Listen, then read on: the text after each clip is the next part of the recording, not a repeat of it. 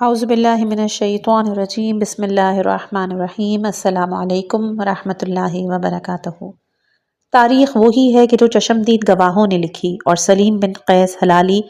وہ پہلے گواہ ہیں جنہوں نے حق اہل بیت علیہم السلام اور اسرار امامت کو قلم بند کیا۔ اس عظیم کتاب اسرار امامت کو آڈیو کی شکل میں آپ تک پہنچا رہے ہیں۔ یہ محض ایک کتاب نہیں بلکہ بصیرت کا ایک سمندر ہے۔ دعا ہے کہ کوشش آپ کے لیے اور ہمارے لیے ہدایت کا ذریعہ بنے۔ سلسلہ وار سننے کے لیے ہمارے ساتھ جڑے رہیں اور اس سلسلے کو پلے لسٹ بنامے اسرار امامت میں ضرور ملاحظہ کیجیے گا۔ آج ہم انشاءاللہ اس کتاب کا حصہ نمبر 2 بیان کریں گے۔ کل ہم لوگوں نے 9ویں حدیث پر اختتام 8ویں حدیث پر اختتام کیا تھا۔ آج اس کتاب سے 9ویں حدیث ہے، جلد نمبر 8، عن حضرت صلی اللہ علیہ وآلہ وسلم کے بعد امت کے 73 فرقوں میں تقسیم ہو جانے کے باب میں۔ کتاب فضائل شازان بن جبریل اور کتاب روضے میں منقول ہے کہ ہمارے بعض علماء نے اسناد کے ساتھ سلیم بن قیس کے ذریعے نسبت دی ہے کہ وہ کہتے ہیں کہ میں امیر المومنین علیہ السلام کی خدمت میں مسجد میں حاضر ہوا۔ ان کے گرد لوگوں کا مجمع تھا۔ یکایک ان کے پاس راس الیہود اور راس النصارہ حاضر ہوئے اور دونوں سلام کر کے بیٹھ گئے۔ لوگوں نے عرض کی، اے مولا، خدا کے واسطے ان سے کچھ سوال کریں تاکہ ہم بھی سمجھیں کہ یہ کیا جانتے ہیں۔ آپ نے راس الیہود سے فرمایا، اے یہودی۔ اس نے کہا، لبیک۔ فرمایا، یہ بتاؤ کہ تمہارے نبی کی امت کے کتنے ٹکڑے ہو گئے؟ اس نے جواب دیا کہ وہ میری پوشیدہ کتاب میں ہے۔ آپ نے فرمایا، خدا اس قوم کو ہلاک کرے جس کا تو سربراہ ہے، جسے ایک دینی امر کا سوال کیا جاتا ہے اور وہ کہتا ہے کہ وہ میری پوشیدہ کتاب میں ہے۔ پھر آپ نے راس النصارہ کی طرف متوجہ ہو کر سوال کیا کہ تمہاری امت کے کتنے فرقے ہو گئے؟ اس نے کہا کہ یہ اور یہ، مگر اس نے غلطی کی۔ آپ علیہ السلام نے فرمایا کہ اگر تم اپنے ساتھی کا ایسا جواب دیتے تو اس سے بہتر ہوتا کہ غلط بیان کرو، کیونکہ تم کو علم ہی نہیں۔ پھر آپ نے لوگوں کی طرف متوجہ ہو کے فرمایا کہ اے لوگوں، میں اہل تورات سے زیادہ تورات کو، اہل انجیل سے زیادہ انجیل کو جانتا ہوں، اور اہل قرآن سے زیادہ قرآن کو جانتا ہوں۔ میں جانتا ہوں کہ امتوں کے کس قدر فرقے ہو گئے۔ مجھے میرے بھائی اور محبوب اور خنکی چشم رسول خدا صلی اللہ علیہ وآلہ وسلم نے اس کی خبر دی ہے۔ انہوں نے فرمایا کہ یہود کے 71 فرقے ہو گئے، جن میں سے 70 دوزخ میں ہوں گے اور ایک جنت میں، اور وہ وہی ہے جس نے ان کی وصیت پر عمل کیا۔ اور نصارہ کے 72 فرقے ہو گئے، جن میں 71 دوزخ میں ہوں گے اور ایک جنت میں، اور وہ وہی ہے کہ جس نے حضرت عیسیٰ علیہ السلام کے حکم پر عمل کیا۔ اور عنقریب میری امت کے 73 فرقے ہو جائیں گے، جن میں 72 دوزخ میں ہوں گے اور ایک جنت میں، اور وہ وہی ہے کہ جو میری وصیت پر عمل کرے گا اور میرے کاندھے پر ہاتھ رکھ کے فرمایا کہ 72 فرقے وہ ہیں کہ جو تم سے اختلاف کریں گے، اور ایک فرقہ وہ ہے جو تم سے محبت رکھے گا اور تمہارا شیعہ ہوگا۔ 10ویں حدیث، جلد نمبر 8، اس امر میں کہ اہل بیت رسول صلی اللہ علیہ وآلہ وسلم پر جو ظلم و ستم ہوئے، ان کی خدا نے رسول کو اور رسول نے امت کو خبر دی تھی۔ روضہ مذکور اور فضال شازان بن جبرائیل سے منقول ہے، انہوں نے اسناد سے سلیم بن قیس تک پہنچایا ہے۔ وہ کہتے ہیں کہ جب امام حسن علیہ السلام شہید ہو گئے تو ابن عباس بہت روئے، کہنے لگے کہ میں نے حضور کے بعد اس امت سے کیا کیا دیکھا۔ خداوندہ، میں تجھے گواہ کرتا ہوں کہ میں علی ابن ابی طالب علیہ السلام اور ان کی اولاد کا دوست اور ان کے دشمنوں کا دشمن اور ان سے بیزار ہوں، اور علی مرتضی علیہ السلام اور ان کی اولاد کے امر سے متفق ہوں۔ جنگ جمل سے قبل میں رسول کے ابن عم کے پاس مقام ذی وقار میں حاضر ہوا تو انہوں نے ایک صحیفہ نکال کر دکھایا اور فرمایا کہ اے ابن عباس، یہ صحیفہ رسول خدا صلی اللہ علیہ وآلہ وسلم نے میرے ہاتھ پر لکھوایا۔ اور پھر وہ صحیفہ کھولا۔ میں نے عرض کیا کہ مجھے پڑھ کے سنائیں۔ انہوں نے پڑھا تو اس میں سب کچھ موجود تھا کہ جو ان کی وفات کے بعد ہونے والا تھا، اور یہ بھی تھا کہ امام حسن علیہ السلام کیوں کر قتل کیے جائیں گے، اور کون انہیں قتل کرے گا، اور کون کون ان کا مددگار ہوگا، اور کون کون ان کا ساتھ حاضر ہوگا۔ وہ پڑھ کر خود بھی روئے اور مجھے بھی رلایا، اور اس میں یہ بھی تھا کہ ان کے ساتھ کیا سلوک ہوگا، اور حضرت فاطمہ الزہرا سلام اللہ علیہا کیوں کر شہید ہوں گی، کس طرح امام حسن علیہ السلام شہید ہوں گے، اور کیوں کر امت ان سے غداری کرے گی۔ پھر جب امام حسین علیہ السلام کی شہادت اور ان کے قاتلوں کا ذکر پڑھا تو بہت روئے۔ پھر صحیفے کو بند کر دیا اور اس میں ما کان و ما یکون قیامت تک کے حالات درج تھے، اور جو کچھ پڑھا تھا اس میں ابو بکر عمر عثمان کا بھی ذکر تھا، اور یہ بھی تھا کہ ان میں سے کون کون کتنے کتنے عرصے تک حکومت کرے گا اور علی مرتضیٰ علیہ السلام پر کیا کیا گزرے گی۔ اس میں واقع جمل اور عائشہ، طلحہ اور زبیر کی روانگی کا بھی ذکر تھا، اور صفین اور اس کے مقتولین کا بھی ذکر تھا، اور قصہ حکمین اور واقع نہروان کا بھی ذکر تھا۔ اس میں معاویہ کی حکومت اور شیعوں کے قتل کا ذکر بھی تھا، اور امام حسن علیہ السلام سے لوگوں کے سلوک کا ذکر بھی تھا۔ یزید بن معاویہ کی حکومت کا ذکر بھی تھا، یہاں تک کہ قتل امام حسین علیہ السلام تک کا ذکر موجود تھا۔ جس طرح لکھا تھا پڑھ کے سنایا۔ اس صحیفے میں ان کی تحریر نہ بدلی تھی اور نہ مٹی تھی۔ جب انہوں نے صحیفہ بند کیا تو میں نے عرض کی، اے امیر المومنین، کاش میں اس کے بعد بھی پڑھتا۔ فرمایا نہیں، کیونکہ اس میں تمہاری اولاد کا افسوسناک ذکر بھی ہے کہ جو ہمیں قتل کریں گی، ہم سے دشمنی رکھیں گی اور بری حکومت کریں گی اور طاقت کا غلط استعمال کریں گے، مگر میں اچھا نہیں سمجھتا کہ تم اسے سن کر غمگین ہو۔ ہاں، میں تمہیں یہ ذکر سناتا ہوں کہ رسول خدا صلی اللہ علیہ وآلہ وسلم نے اپنی وفات کے وقت میرا ہاتھ پکڑا اور میرے سامنے علم کے 1000 دروازے ایسے کھولے کہ ان میں ہر دروازے سے 1000 دروازے کھل جاتے ہیں۔ ابو بکر، عمر میری طرف دیکھ رہے تھے اور وہ اس کا میری طرف اشارہ کر رہے تھے۔ جب میں وہاں سے نکلا تو دونوں نے مجھ سے پوچھا، رسول خدا صلی اللہ علیہ وآلہ وسلم نے مجھ سے کیا فرمایا؟ انہوں نے جو فرمایا تھا میں نے ان سے بیان کر دیا۔ ان دونوں نے ہاتھ ہلائے اور میری بات دہرائی اور پھر پیٹھ پھیر گئے۔ اے ابن عباس، جب بنی ہاشم سے حکومت کو زوال آئے گا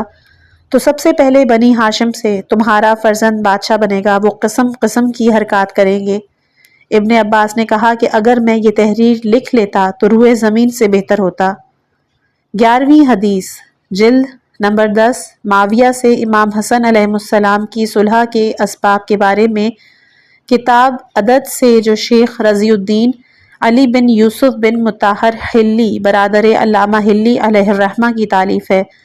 اور کتاب احتجاج علامہ طبرسی علیہ الرحمہ سے انہوں نے سلیم بن قیس کی زبانی تحریر فرمایا ہے کہ جب امام حسن علیہ السلام اور معاویہ جمع ہوئے تو آپ نے ممبر پر جا کر پہلے حمد و ثنائے الہی بیان کی۔ ڈسکرپشن میں ہے، نہ رسول اسلام کو مکے میں مددگار ملے اور نہ ہی علی مرتضیٰ کو مدینے میں، نہ ہی امام حسن کو کوفے میں۔ بہرحال معاویہ سب جمع ہوئے تو آپ نے ممبر پر جا کر پہلے حمد و ثنائے الہی بیان کی، اس کے بعد کہا، اے لوگو، معاویہ نے یہ گمان کیا ہے کہ میں نے انہیں خلافت کا اہل سمجھا اور اپنے آپ کو اس کا اہل نہیں سمجھا، حالانکہ معاویہ جھوٹا ہے۔ میں لوگوں کی امامت کا زیادہ حقدار ہوں کتاب خدا اور ارشاد رسول کی روح سے، پس خدا کی قسم کھا کر کہتا ہوں کہ اگر لوگ میری بیعت کریں اور تابعداری اور نصرت کریں تو آسمان سے بارشیں اور زمین کی برکتیں شامل حال رہیں گی، اور اے معاویہ، مجھے اس کی کوئی طمع نہیں ہے۔ البتہ آن حضرت صلی اللہ علیہ وآلہ وسلم نے فرمایا ہے کہ جب کوئی امت ایسے شخص کو اپنا والی بناتی ہے جس سے زیادہ عالم ان میں موجود ہوں تو ان کا امر گرتا ہی چلا جاتا ہے، یہاں تک کہ گوسالہ پرستوں کے مذہب کی طرف پلٹ جاتے ہیں۔ بنی اسرائیل نے ہارون علیہ السلام کو چھوڑ کر گوسالے کی پرستش شروع کر دی تھی، حالانکہ وہ جانتے تھے کہ ہارون موسیٰ کے خلیفہ تھے۔ اسی طرح امت نے علی مرتضیٰ علیہ السلام کو چھوڑ دیا، حالانکہ میں نے آن حضرت صلی اللہ علیہ وآلہ وسلم سے سنا ہے کہ آپ فرما رہے تھے، اے علی، تم مجھ سے اس طرح ہو جیسے ہارون موسیٰ سے، سوائے نبوت کے، کیونکہ میرے بعد کوئی نبی نہیں ہو سکتا۔ اور آن حضرت کو اپنی قوم سے بھاگ کر غار میں پناہ لینا پڑی، حالانکہ وہ خدا کی طرف بلا رہے تھے۔ اگر وہ ان کے مقابلے کے لیے مددگار پاتے تو مکہ نہ چھوڑتے، اور اے معاویہ، اگر میں مددگار پاتا تو کبھی یہ امر تیرے حوالے نہ کرتا۔ ہارون نے بھی اس لیے خاموشی اختیار کی کہ لوگ انہیں پکڑ کر قتل کرنا چاہتے تھے اور ان کا کوئی مددگار نہ تھا، اور آن حضرت صلی اللہ علیہ وآلہ وسلم نے بھی اسی لیے غار میں پناہ لی کہ لوگ انہیں قتل کرنا چاہتے تھے اور ان کا کوئی مددگار نہ تھا، اور مجھے اور میرے باپ کو بھی یہی مجبوری تھی کہ امت نے ہمیں چھوڑ دیا، ہمارے غیر کی بیعت کر لی اور ہمیں مددگار نہ ملے۔ یہ طریقے اور مثالیں ہیں جو یکے بعد دیگرے آتی رہتی ہیں۔ اے لوگوں، اگر آج تم مشرق سے لے کر مغرب تک تلاش کرو تو تمہارے نبی کی اولاد میں میرے اور میرے بھائی کے سوا نہ پاؤ گے۔ 12ویں حدیث، پہلی جلد صفات اور اقسام، علماء میں امالی شیخ طوسی علیہ الرحمہ سے منقول ہے۔ وہ کہتے ہیں کہ ہم سے ایک جماعت نے بیان کیا، ان سے ابو الفضل نے، ان سے عبد الرزاق بن فضل نے، ان سے فضل بن مفضل بن قیس نے، ان سے حماد بن عیسیٰ نے، ان سے ابن ازنیہ نے، ان سے آبان بن ابی عیاش نے، ان سے سلیم بن قیس ہلالی نے، اور ان سے حضرت علی ابن ابی طالب علیہ السلام نے، انہوں نے فرمایا انسان کی فقہ بے مقصد کلام کو کم کرنا ہے۔ 13ویں حدیث جلد اول علماء سو اور ان کے مذہب سے اجتناب لازم ہونے میں منقول خصال شیخ صدوق علیہ الرحمہ سے وہ کہتے ہیں کہ ہم سے ہمارے باپ نے بیان کیا، ان سے محمد بن عطار نے، ان سے ابن عیسیٰ نے، ان سے ان کے باپ نے، ان سے ابن ازنیہ نے، ان سے ابان ابن ابی عیاش نے، اور ان سے سلیم بن قیس ہلالی نے، اور ان سے حضرت امیر المومنین علیہ السلام نے، اور ان سے آن حضرت صلی اللہ علیہ وآلہ وسلم نے ارشاد فرمایا کہ عالم دو قسم کے ہوتے ہیں، ایک وہ جو اپنے علم کا پابند ہو، یہ نجات پانے والا ہے، اور دوسرا عالم بے عمل، یہ ہلاک ہونے والا ہے، اور یقیناً عالم بے عمل کی ہوا سے اہل دوزخ کو بھی اذیت ہوگی۔ اہل دوزخ میں سب سے زیادہ شرمندگی اور حسرت اسے ہوگی جو دوسرے کو خدا کی طرف دعوت دے اور وہ قبول کرے، خدا کا تابع دار ہو جائے، اور خداوند عالم اسے جنت میں داخل کر دے، اور اس عالم بے عمل کو خواہشات کی پیروی کی وجہ سے دوزخ میں ڈال کر دے۔ پھر امیر المومنین علیہ السلام نے فرمایا کہ آگاہ ہو، میں تمہاری دو عادتوں سے بہت ڈرتا ہوں، ایک خواہش کی پیروی، دوسری لمبی امید۔ خواہش کی پیروی حق سے روک دیتی ہے اور لمبی امید آخرت کو بھلا دیتی ہے۔ 14ویں حدیث باب قدرت اور ارادہ منقول ہے خصال سے، وہ کہتے ہیں کہ ہم سے ماجی لوئیہ نے بیان کیا، ان سے محمد العطار، ان سے اشری، ان سے احمد بن محمد، ان سے ابن معروف نے، ان سے ابن مہریار، ان سے حکم بن بہلول نے، ان سے اسماعیل بن حمام نے، ان سے ابن زینہ سے، ان سے ابن ابی عیاش نے، ان سے سلیم بن قیس ہلالی نے، انہوں نے کہا کہ میں نے حضرت علی مرتضیٰ علیہ السلام کو ابو الفضل عامر بن وائلہ کنعانی سے کہتے ہوئے سنا ہے کہ علم دو قسم کا ہے، ایک وہ کہ اس پر غور کیے بغیر انسان کو چارہ نہیں، اور وہی اسلام کا رنگ ہے۔ اس کی ڈسکرپشن میں ہے کہ صبغۃ الاسلام وہ علوم ہے کہ جن کے ذریعے انسان اسلام کے رنگ میں رنگ جاتا ہے اور خدا کی توحید اور تنزیہ اور دوسرے اصول مذہب کا عارف ہو جاتا ہے۔ آگے بیان کرتے ہیں دوسرا وہ کہ جس میں غور نہ کرنے کی گنجائش ہے، اور وہ خدائے عزوجل کی قدرت ہے۔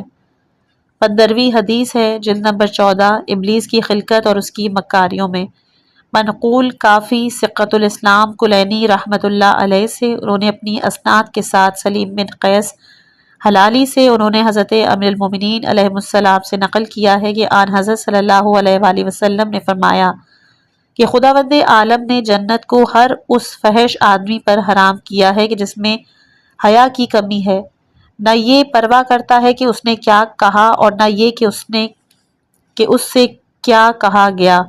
کیونکہ اگر تم اس کی تحقیق کرو تو اسے صرف زینت کا بیٹا اور شیطان کا شریک پاؤ گے۔ کسی نے عرض کیا یا رسول اللہ، کیا انسانوں میں ایسے لوگ بھی ہیں کہ جو شیطان کے شریک ہیں؟ فرمایا کہ تم قرآن مجید کی یہ آیت نہیں پڑھتے کہ شیطان مال اور اولاد میں ان کا شریک ہو گیا، یہاں تک کہ مجلسی علیہ الرحمہ نے بیان فرمایا ہے کہ خبر کی تکمیل کلینی علیہ الرحمہ کی اس خبر سے ہوتی ہے کہ جس کا انہوں نے باب بدع میں ذکر کیا ہے۔ اس کے الفاظ یہ ہیں: ایک شخص نے سوال کیا، کیا ایسے لوگ بھی ہیں کہ انہیں جو کچھ کہا جائے اس کی پرواہ نہ کریں؟ فرمایا کہ جو شخص لوگوں کو گالیاں دیتا ہے حالانکہ وہ جانتا ہے کہ وہ بھی اسے نہ چھوڑیں گے، وہی تو ہے کہ جو اس کی پرواہ نہیں کرتا کہ اس نے کیا کہا اور اسے کیا کہا گیا۔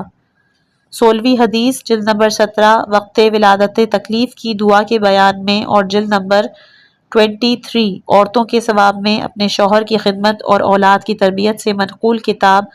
طب الائمہ سے جو ابو عطا عبداللہ اور اس کے بھائی حسین فرزندان بسطلام بن صابور کی ہے۔ یہ دونوں بہت بڑے علماء اور محدثین شیعہ سے تھے۔ وہ کہتے ہیں کہ ہم سے خاتمی نے بیان کیا، ان سے محمد بن علی السیرفی نے، ان سے محمد بن اسلم نے، ان سے حسن بن محمد ہاشمی نے، ان سے ابان بن ابی عیاش نے، ان سے سلیم بن قیس ہلالی نے، انہوں نے امیر المومنین علیہ السلام سے سنا، فرمایا کہ میں قرآن مجید کی وہ دو آیتیں جانتا ہوں کہ جو عورت کے لیے اس وقت لکھی جاتی ہیں کہ جب بچے کی پیدائش دشوار ہو، جو پوستے آہو پر لکھ کر اس کے شکم سے باندھ دی جاتی ہیں۔ یہ ہے اس کی اسکرین شاٹ آپ کے سامنے پیش ہو رہی ہوگی، یہ آپ اپنے پاس اس کو رکھ سکتے ہیں۔ لکھا ہے آگے کہ پوستے آہو پر لکھی جاتی ہے اور کچے تاگے سے اس کی بائیں جانب باندھ دی جاتی ہے، اور جب بچہ پیدا ہو جائے تو اسے جدا کر دے، دیر نہ کرے،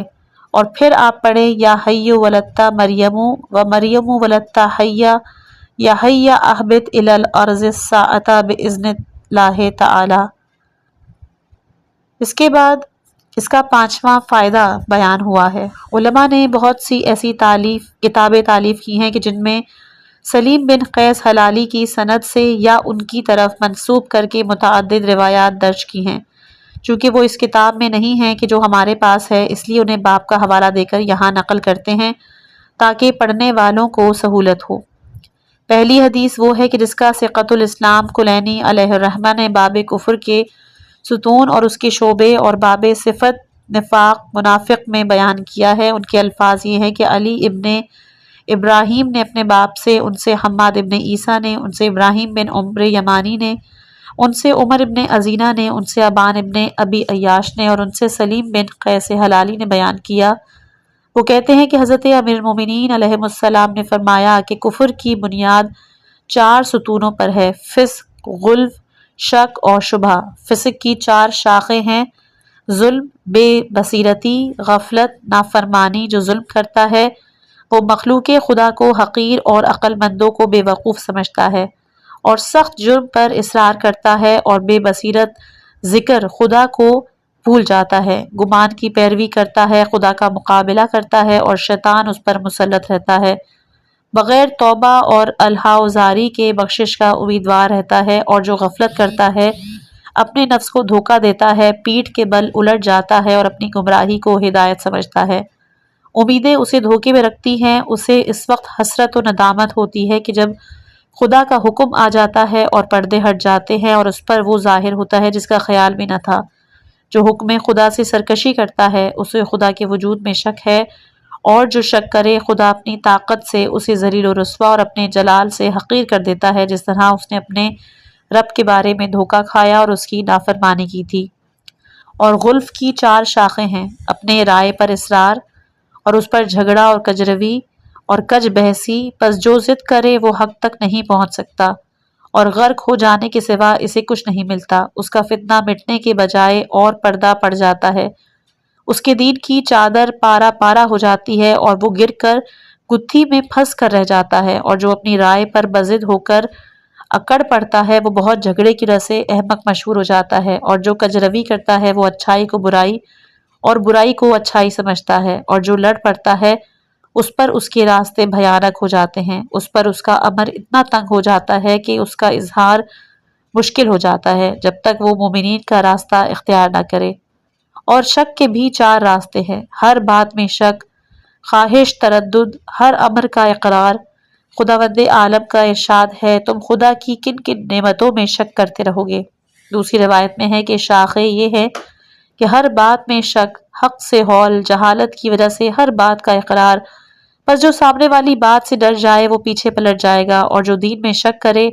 وہ خدا کے بارے میں تردد میں رہے گا، اور پہلے مومن اس سے سبقت لے جائیں گے اور پیچھے والے اسے پالیں گے، اور شیطان کے سم اسے روٹ ڈالیں گے، اور جو دنیا اور آخرت میں ہلاک ہونے والوں کے آگے جھک گیا وہ ان کے درمیان ہلاک ہو جائے گا، اور جو نجات پا گیا تو یقین کی بدولت، اور خدا نے کوئی مخلوق یقین سے کم نہیں پیدا کی۔ اور شبہ کے بھی 4 شعبے ہیں: زینت میں خودبینی، غلبہ نفس، بلندی کی امید، حق و باطل میں اشتباہ۔ اور یہ اس لیے ہے کہ زینت دلیل سے ثابت ہوتی ہے اور نفس کا غلبہ شہوت پر آمادہ کرتا ہے، بلندی امیدوار کو حق سے بالکل پھیر دیتی ہے، اور حق و باطل میں اشتباہ ایک دوسرے پر تاریک پردے ہے۔ پس یہ ہے کفر اور اس کے ستون اور شاخیں۔ فرمایا اور نفاق کے 4 ستون ہیں: خواہش دنیا، حوینہ، حفیظہ، طمع۔ پس خواہش کی 4 شاخیں ہیں: بغاوت، تجاوز، خواہش، فساد۔ کہ جو بغاوت کرتا ہے اس کے دل میں بہت سے گمراہ کن ناپاک ارادے ہوتے ہیں، اور وہ اس فکر میں رہتا ہے کہ اس کو کمک پہنچاتا ہے، اور جو تجاوز کرتا ہے وہ اس کے خطرناک نتائج سے محفوظ نہیں رہتا، نہ کبھی اسے اطمینان قلب نصیب ہوتا ہے اور نہ اپنے نفس پر قابو پا سکتا ہے۔ اور جو اپنے نفس کی خواہشات سے کنارہ کشی نہیں کرتا وہ خبیث حرکتوں میں گھس جاتا ہے، اور جو فساد کرے وہ جان بوجھ کر بلا وجہ گمراہ ہے۔ اور حوینہ کی 4 قسمیں ہیں: دھوکہ، امید، روب اور سستی۔ اور یہ اس طرح ہے کہ روب حق سے پھیر دیتا ہے، اور سستی سے عمل میں کمی آ جاتی ہے، یہاں تک کہ اسے موت آ جاتی ہے۔ اور اگر انسان امیدوں کو شکار نہ بنے تو اس کے لیے وہی کافی ہے کہ جس میں ہے، اور اگر انسان کو یقین ہو جائے کہ جس حال میں ہے اس میں رہے گا تو وہ ہول سے مر جائے، اور دھوکہ انسان کے عمل میں کمی کا باعث ہے۔ اور حفیظہ کی بھی 4 شاخیں ہیں: تکبر، فخر، لاج اور تعصب۔ پس جو تکبر کرتا وہ حق سے بھاگتا ہے، اور جو فخر کرتا ہے وہ فسق و فجور کرتا ہے، اور جو اپنی لاج رکھنا چاہتا ہے وہ گناہوں پر اصرار کرتا ہے، اور جو تعصب کرتا ہے وہ ظلم کرتا ہے۔ پس صراط پر اس کا کس قدر برا حال ہوگا کہ جو فرار فسق و فجور، گناہ پر اصرار اور ظلم و جور کے درمیان ہو۔ اور طمع کی بھی 4 شاخیں ہیں: خوشی خوشی میں مستی، لجاجت، دولت کی فراوانی پر فخر و ناز۔ پس خوشی خدا کے نزدیک مکروہ ہے، اور خوشی سے مستی صرف خیالی پلاؤ ہے۔ اور لجاجت ایسی بلا ہے کہ جو بڑے بڑے گناہوں پر مجبور کرتی ہے۔ مال و دولت پر فخر و ناز لہو و لعب، مشغلہ اور بہتر کو چھوڑ کر کمتر کو اختیار کرنا ہے۔ پس یہ ہے نفاق اور اس کے ستون اور اس کی شاخیں۔ اور خداوند عزیز و جلیل اپنے بندوں پر غالب ہے، اس نے ہر شے بہترین خلق فرمائی ہے، اس کی رحمت اور نعمت ہر جگہ ہے، اس کا ابر ظاہر اور نور روشن ہے، اس کی برکتیں چھائی ہوئی ہیں، اس کی حکمتیں سایہ فگن ہیں، اس کی طاقت غالب ہے، اس کا کلمہ حق ہے، اس کے ترازو ٹھیک تولتے ہیں، اس کے رسولوں نے تبلیغ کی ہے، پس اس نے برے کام کو گناہ قرار دیا اور رضامندی کو توبہ قرار دیا اور توبہ کو پاک کرنے والا قرار دیا۔ پس جس نے توبہ کر لی ہدایت پائی، اور جس نے فتنہ برپا کیا گمراہ ہو گیا۔ جب تک خدا کی بارگاہ میں توبہ نہ کرے اور اپنے جرم کا اعتراف نہ کرے، اور خدا کے پاس ہلاک نہیں ہوتا مگر ہلاک ہونے والا۔ پس خدا سے ڈرو، خدا سے ڈرو، اس کے پاس کس قدر قبول توبہ، رحمت، خوشخبری اور زبردست حلم ہے، کس قدر عظیم سزائیں، جہنم کی زبردست سختیاں ہیں۔ پس جو شخص اس کی تابعداری کر کے کامیاب ہو گیا اس نے اس کی مہربانیاں حاصل کر لیں، اور جو گناہوں میں گرفتار رہا وہ سزاؤں کے مزے چکھے گا، اور ان قریب وہ نادم ہوں گے۔ دوسری حدیث وہ ہے کہ جو صدوق علیہ الرحمہ نے خصال میں 3 کے بارے میں سلیم بن قیس سے نقل کی۔ وہ کہتے ہیں کہ میں نے امیر المومنین علیہ السلام کو یہ فرماتے ہوئے سنا ہے: اپنے دین کے بارے میں 3 قسم کے آدمیوں سے بچو۔ ایک وہ جو کہ قرآن پڑھتے پڑھتے جب خوش ہوتا ہے تو اپنے ہمسائے پر تلوار کھینچ لیتا ہے اور اسے شرک کی تہمت لگاتا ہے۔ میں نے عرض کی: اے امیر المومنین، زیادہ مشرک کون ہے؟ فرمایا: تہمت لگانے والا۔ دوسرا وہ شخص کہ جو احادیث کو خفیف سمجھتا ہے، جب کوئی جھوٹا واقعہ اسے سنایا جاتا ہے تو اسے اور لمبا کر دیتا ہے۔ اور تیسرا وہ شخص کہ جسے خدا نے حکومت دی ہے، بس وہ یہ سمجھتا ہے کہ اس کی تابعداری خدا کی تابعداری اور اس کی نافرمانی خدا کی نافرمانی ہے، حالانکہ وہ غلطی پر ہے، اس لیے کہ خدا کی نافرمانی کر کے مخلوق کی تابعداری نہیں ہو سکتی۔ مخلوق کو یہ حق حاصل نہیں ہے کہ خدا کی نافرمانی کر کے اس سے محبت کی جائے۔ خدا کی نافرمانی میں کسی کی تابعداری روا نہیں ہے، اور نہ خدا کی نافرمان کی تابعداری ہو سکتی ہے۔ تابعداری صرف خدا، رسول اور صاحبان امر کی ہے۔ خدائے عز و جل نے ہی رسول کی تابعداری کا حکم دیا ہے، اس لیے کہ وہ معصوم اور پاک ہیں، کبھی خدا کی نافرمانی کا حکم نہیں دیتے، کبھی خدا کی نافرمانی کا حکم نہیں دیتے۔ اس کے بعد تیسری حدیث ہے خصال میں صدوق علیہ الرحمہ نے بیان فرمائی ہے کہ 12 ائمہ علیہ السلام کے بارے میں سلیم بن قیس حلالی سے روایت نقل ہے۔ وہ کہتے ہیں کہ میں نے عبداللہ ابن جعفر کو یہ کہتے ہوئے سنا کہ میں اور امام حسن و امام حسین علیہ السلام اور عبداللہ بن عباس، عمر ابن ابی سلمہ اور اسامہ بن زید معاویہ کے پاس تھے۔ بس میرے اور معاویہ کے درمیان گفتگو شروع ہو گئی۔ میں نے معاویہ سے کہا کہ میں نے رسول خدا صلی اللہ علیہ وآلہ وسلم کو یہ فرماتے ہوئے سنا ہے کہ میں مومنین کے نفسوں کا حاکم و سردار ہوں، میرے بعد علی مرتضیٰ مومنوں کے نفسوں کے حاکم و سردار ہیں، ان کے بعد امام حسن علیہ السلام مومنوں کے نفسوں کے حاکم و سردار ہیں، ان کے بعد امام حسین علیہ السلام مومنوں کے نفسوں کے حاکم و سردار ہیں، اور ان کے بعد ان کے فرزند علی ابن الحسین علیہ السلام مومنوں کے حاکم و سردار ہیں، ان کے بعد ان کے فرزند محمد باقر حاکم و سردار ہیں۔ اے حسین تم انہیں پاؤ گے، غرض پورے 12 امام ہوں گے، ان میں سے 9 امام حسین علیہ السلام کی اولاد سے ہوں گے۔ عبداللہ بن جعفر کہتے ہیں کہ پھر میں نے امام حسن و امام حسین علیہ السلام اور عبداللہ بن عباس اور عمر بن ابی سلمہ اور اسامہ بن زید سے گواہی طلب کی، سب نے معاویہ کے روبرو گواہی دی۔ سلیم بن قیس کہتے ہیں کہ میں نے یہ خبر سلمان، ابو ذر، مقداد علیہ الرحمہ سے بھی سنی ہے، اور وہ بھی کہتے ہیں کہ انہوں نے بھی آن حضرت صلی اللہ علیہ وآلہ وسلم سے ایسا ہی سنا ہے۔ چوتھی حدیث وہ ہے کہ جس کا کراجگی نے کنز الفوائد میں ذکر کیا، انہوں نے محمد بن عباس سے، انہوں نے ابو عقدہ سے، انہوں نے اپنی سندوں سے سلیم بن قیس سے، اور انہوں نے امام حسن علیہ السلام سے، انہوں نے امیر المومنین علیہ السلام سے آیا کہ جس کا ترجمہ ہے جو سابق ہیں وہی مقرب بارگاہ خدا ہے، اس کے ذیل میں سنا ہے کہ فرمایا کہ میں ہر سابق سے سابق ہوں، خدا اور رسول کی طرف اور سب سے زیادہ ان کا مقرب ہوں۔ اس کے بعد 5ویں حدیث ہے، وہ ہے کہ جسے علامہ فقی شیخ حسن بن سلیمان حلی علیہ الرحمہ نے مختصر بصائر الدرجات میں نقل کیا۔ انہوں نے احمد ابن محمد عیسیٰ اور علی بن اسماعیل بن یحییٰ اور محمد بن حسین بن ابی الخطاب سے سنا،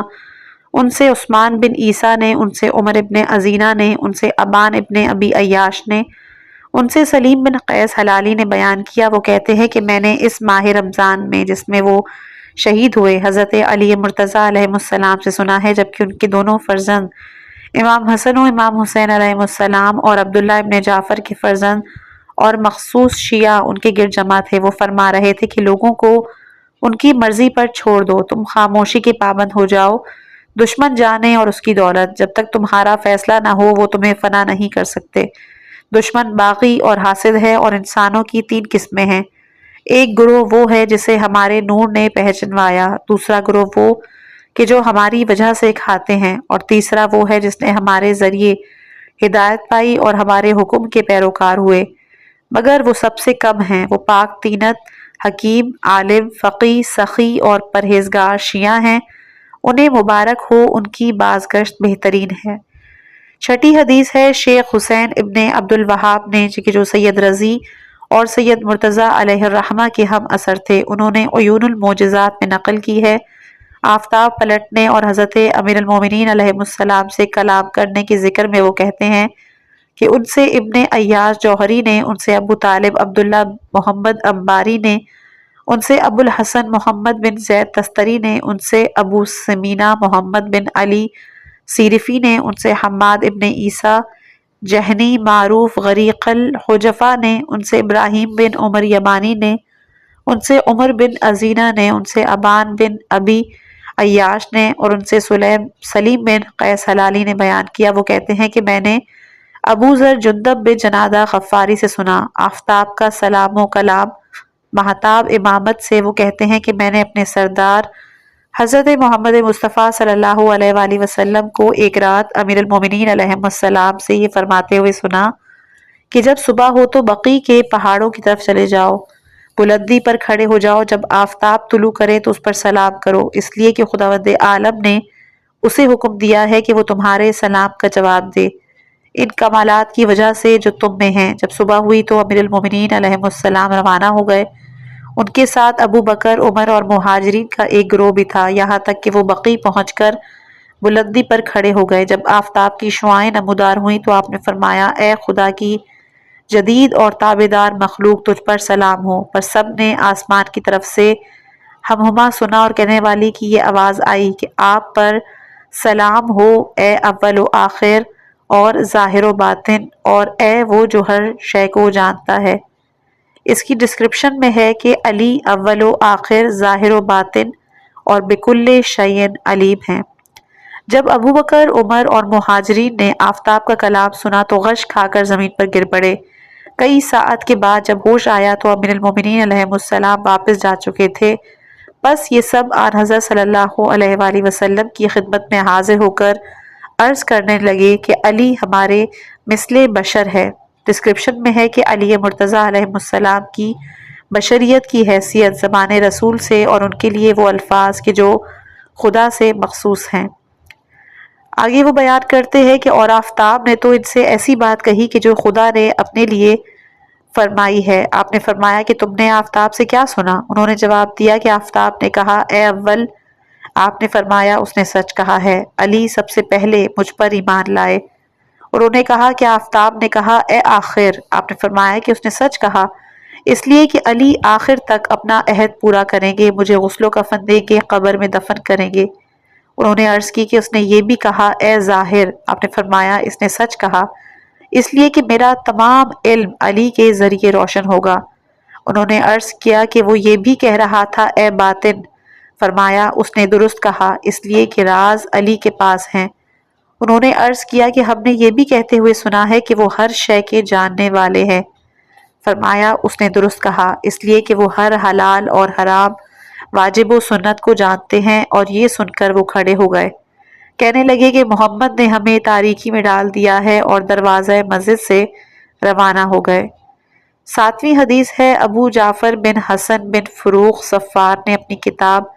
بصائر الدرجات میں بیان کی ہے، اور انہوں نے احمد بن محمد سے نقل کی۔ ان سے حسین بن سعید نے کہا کہ ان سے حماد بن ابراہیم بن عمر،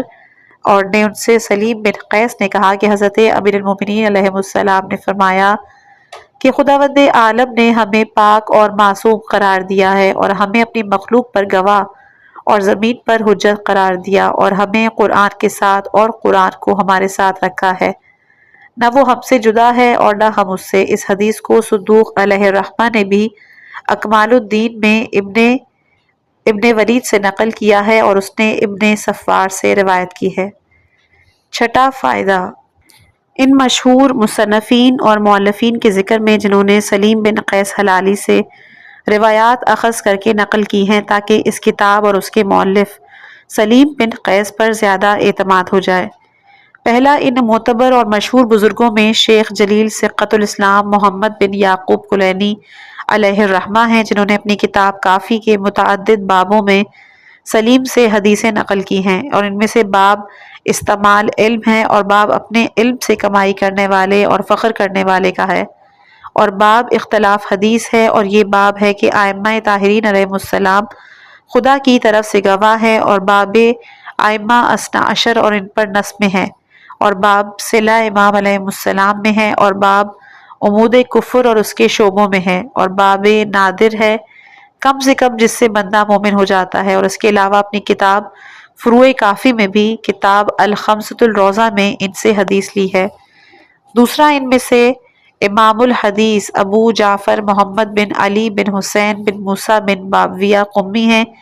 کہ جو صدوق علیہ الرحمہ کے لقب سے مشہور ہیں۔ انہوں نے اپنی بیش بہا تالیفات میں ان سے اور ان کی کتاب سے حدیثیں لی ہیں کہ جن میں من لا یعذر الفقیہ کا باب رسم وصیت ہے،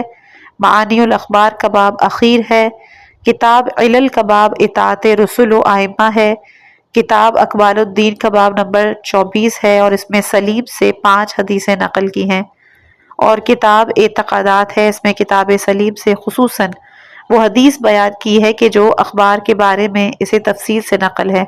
ان تصدیقوں کے جو امام حسن، امام حسین، امام زین العابدین، امام محمد باقر، امام جعفر صادق علیہ السلام نے کی ہیں۔ تیسری، اور ان میں رئیس گروہ حق شیخ ابو جعفر محمد بن حسن بن علی بن حسن طوسی علیہ الرحمہ ہیں، جنہوں نے سلیم کی حدیثیں اپنی بہت سی کتب میں نقل کی۔ ان میں سے ایک کتاب امالی ہے، دوسری تہذیب میں باب الوصایہ، باب تمیز اہل خبث و مستحق خبث ہے، تیسری کتاب الغیبہ ہے متعدد مقامات پر، اور ایک جگہ یہ فرمایا کہ یہ نسخہ ہے کتاب سلیم بن قیس ہلالی کا، اور اسے انہوں نے پڑھ کر سنایا تھا آبان کو، اور آبان کہتے ہیں کہ میں نے امام زین العابدین علیہ السلام کو پڑھ کے سنایا تھا، بس آپ نے فرمایا تھا کہ سلیم نے سچ کہا ہے۔ چوتھا، اور ان میں سے شیخ ثقہ جلیل القدر فضل ابن حسن طبرسی علیہ الرحمہ ہیں، انہوں نے اپنی کتاب اعلام الورا میں ان سے حدیثیں نقل کی۔ پانچواں، ان میں شیخ محدث زین الاسلام ابو جعفر احمد ابن علی بن ابی طالب طبرسی علیہ الرحمہ ہے، جنہوں نے اپنی کتاب احتجاج میں متعدد مقامات پر ان کی احادیث نقل کی، اور ان میں حضرت علی مرتضیٰ علیہ السلام کا وہ احتجاج بھی ہے کہ جو آپ نے مہاجرین اور انصار کی کثیر جماعت سے کیا تھا۔ اس بارے میں انہوں نے سلیم سے کئی حدیثیں نقل کی، اور ان میں حضرت علی علیہ السلام کا وہ احتجاج بھی ہے کہ جو آپ علیہ السلام نے طلحہ و زبیر سے اس وقت کیا تھا کہ جب انہوں نے ان پر خروج کرنا چاہا، اور ان میں امام حسن علیہ السلام کا وہ احتجاج بھی ہے معاویہ سے، اور ان میں امام حسین علیہ السلام کا احتجاج بھی ہے مناقب امیر المومنین علیہ السلام کے ذکر میں، اور ان میں وہ حالات بھی ہیں کہ جو وفات رسول کے بعد گزرے۔ چھٹا، ان میں شیخ فقہ محمد بن ابراہیم ابن جعفر اور ابو عبداللہ نعمانی مشہور ابن زینب بھی ہیں، انہوں نے اپنی کتاب غیبہ میں کتاب سلیب سے مفصل احادیث نقل کی ہے۔ اس کتاب میں یہ عبارت درج ہے: شیعہ کے تمام علماء اور راویان احادیث ائمہ طاہرین میں اس امر میں کوئی اختلاف نہیں ہے کہ سلیم بن قیس حلالی کی کتاب ان مکتب اصول میں سے بہت بڑی اصل ہے جنہیں اہل علم اور ذمہ داران احادیث اہل بیت علیہ السلام نے بیان کیا۔ اس لیے اس اصل میں جو کچھ درج ہے وہ سب حضرت رسول خدا صلی اللہ علیہ وآلہ وسلم، حضرت امیر المومنین علیہ السلام، مقداد، سلمان فارسی، ابو ذر غفاری اور ان جیسے معتمد اصحاب سے منقول ہے جنہوں نے آن حضرت صلی اللہ علیہ وآلہ وسلم اور امیر المومنین علیہ السلام کی زیارت کی تھی اور ان سے سنا تھا، اور وہ ایسے اصول میں سے ہیں کہ جس کی طرف شیعہ رجوع اور ان پر اعتماد کرتے ہیں۔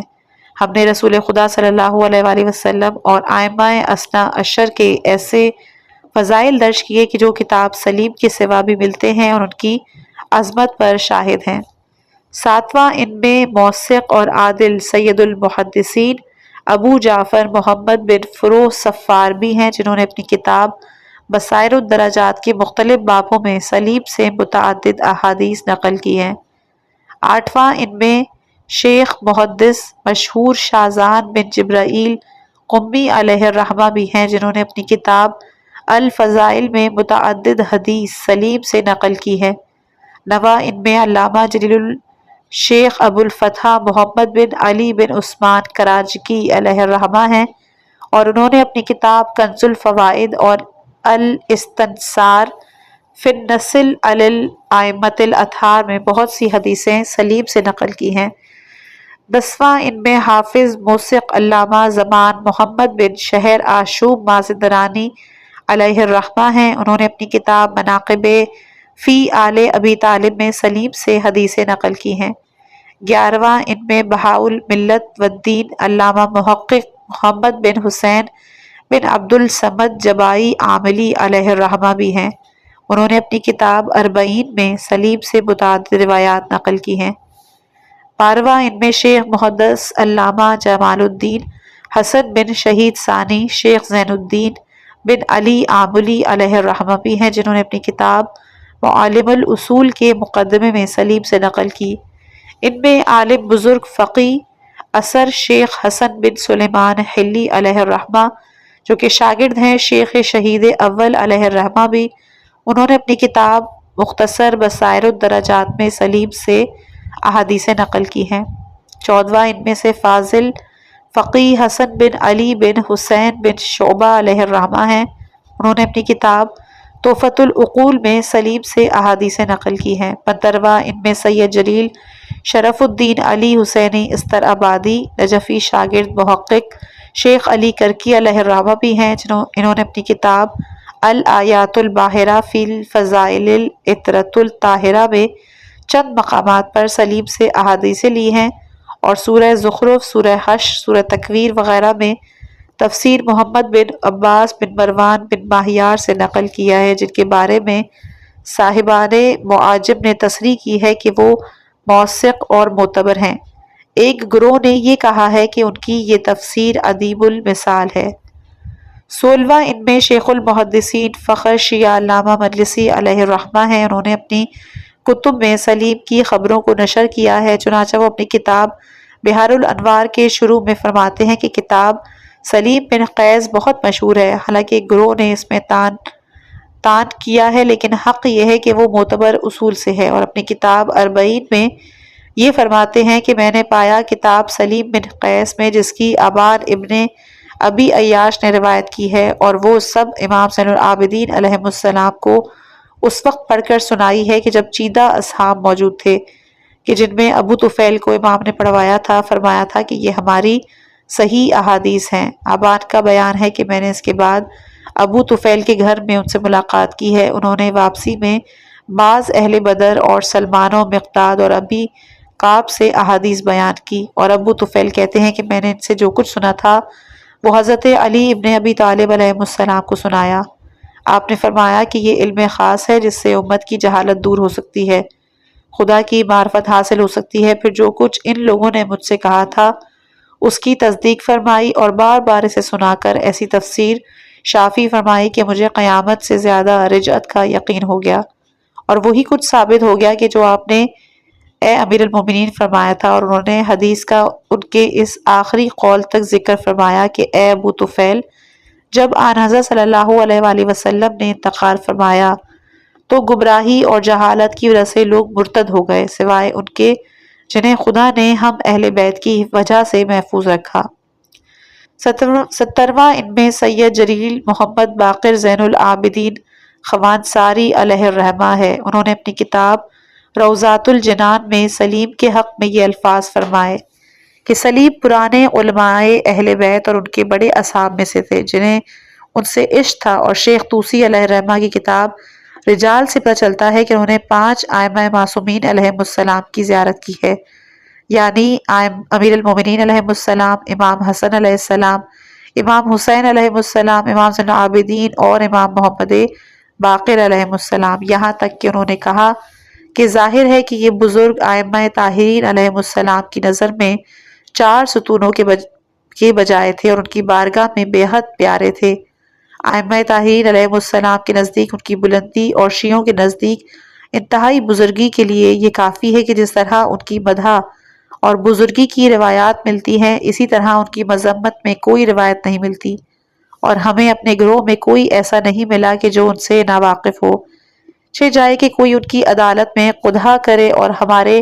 بڑے بڑے بزرگوں نے کہ جو 2 عادلوں سے زیادہ ہیں ان کی عدالت پر نص کی ہے، یہاں تک کہ انہوں نے سید علی بن احمد عقیقی کی کتاب سے نقل کر کے یہ کہا کہ ان کی کتاب اصحاب میں اس طرح مشہور ہے جیسے ہمارے زمانے میں 4 کتابوں سے زیادہ مشہور۔ ان کی روایات کلینی شیخ صدوق رحمۃ اللہ علیہ نے نقل کی، جیسا کہ تم نے پہچانا، اور روایات کی راہ میں جو اضطراب نظر آتا ہے وہ اسے مجروح نہیں کرتا، وہ بعض وجوہ سے ہمارے بزرگوں کے اکثر کتب میں ہے۔ پھر انہوں نے مشہور حضرات کے طویل ارشادات نقل کیے اور اس کتاب کے بارے میں جو کچھ کہا گیا اس پر جرائے قدح کی ہے، اور آخر میں کتاب کے آخری حصے کے لیے ایک خالص فصل لکھی ہے، نیز اول کتاب سے ایک طویل فصل کا ذکر کیا ہے کہ جو حسن ابن ابی الحسن سیار بصری کے بیان میں ہے، اور اس کی طرف رجوع کرو۔ 18 ہے، ان میں سے سید جلیل محدث سید ہاشم بن سلیمان حسینی نوبلی بحرانی ہیں۔ انہوں نے اپنی بہت سی کتابوں میں سلیم ابن قیس سے احادیث نقل کی ہے، ایک کتاب معلم الزلفا، دوسری مدینۃ المعاجز، تیسری غایۃ المرام، اور ان میں 14 مقامات پر سلیم سے احادیث نقل کی ہیں کہ جو 40 سے زیادہ ہیں۔ باب 54 میں جو درج کیا ہے اس کے الفاظ یہ ہیں کہ اس میں ایک حدیث ہے کہ جس کا ذکر سلیم بن قیس ہلالی نے ذکر کیا ہے، اور ان کی کتاب مشہور اور معتمد علیہ ہے جس سے مصنفین نے نقل کیا ہے وہ تابعین سے ہیں۔ پھر انہوں نے اس کتاب کے اس سرنامے کا ذکر کیا جس کا ہم ذکر کر چکے ہیں۔ مجملہ ان کی ایک کتاب تفسیر البرہان ہے جس میں متعدد مقامات پر سلیم بن قیس سے احادیث درج کی ہیں، محمد بن یعقوب کلینی اور محمد بن عباس بن ماہیار وغیرہ سے نقل کر کے جو بہت موثق ارباب حدیث سے تھے۔ 19واں ان میں علامہ محدث موثق معتمد مرزا حسن بن محمد تقی نوری عزوی علیہ الرحمہ ہیں، انہوں نے سلیم سے بہت سی احادیث اپنی تصنیفات میں درج کی ہیں، اور ان میں سے ایک کتاب نفس الرحمن فی فضائل سلیمان فارسی رضوان اللہ علیہ، دوسری مستدرک الوسائل اس کی جلد نمبر 3۔ چھٹے فائدے میں فرماتے ہیں کہ کتاب سلیم مشہور اصول سے ہے اور ارباب علم کے لیے اس کی طرف بہت سے راستے ہیں۔ پھر انہوں نے نعمان کی کتاب الغیبہ کا بیان نقل کیا ہے، مجملہ ان کی کتاب فصل الخطاب، اس میں انہوں نے کتاب سلیم سے بہت سی روایات نقل کی ہیں، مقدمے میں بھی اور متعدد دوسرے مقامات پر بھی، اور اسے اپنی کتاب کا مقصد قرار دیا ہے۔ 20واں ان میں شیخ علامہ فقی محمد بن حسن حر عاملی صاحب وسائل بھی ہیں، ان کا وہ کلام دیکھیں کہ جو ہم نے دوسرے فائدے میں بیان کیا۔ 21واں ان میں فراد بن ابراہیم بن فراد کوفی بھی ہیں کہ جو ابو الحسن علی ابن باویہ کے اساتذہ سے ہیں، انہوں نے بھی کتاب سلیم سے اپنی تفسیر میں احادیث نقل کی، جیسا کہ بعض بزرگوں نے بیان کیا۔ عقلی اور نقلی دلیلیں قائم کی ہیں۔ آن حضرت صلی اللہ علیہ وآلہ وسلم سے یہ حدیث پیش کی ہے کہ میری امت کے 73 فرقے ہوں گے، جس میں سے 72 دوزخ میں اور ایک ناجی ہوگا۔ انہوں نے ایسی مستحکم دلیلوں سے ثابت کیا ہے کہ نجات پانے والے صرف شیعہ ہیں جنہوں نے 12 اماموں کی پیروی کی ہے، جن سے انکار زبردستی کے سوا ممکن نہیں ہے۔ 23واں ان میں صاحب کتاب مودۃ القربیٰ سید علی ہمدانی بھی ہیں، جیسا کہ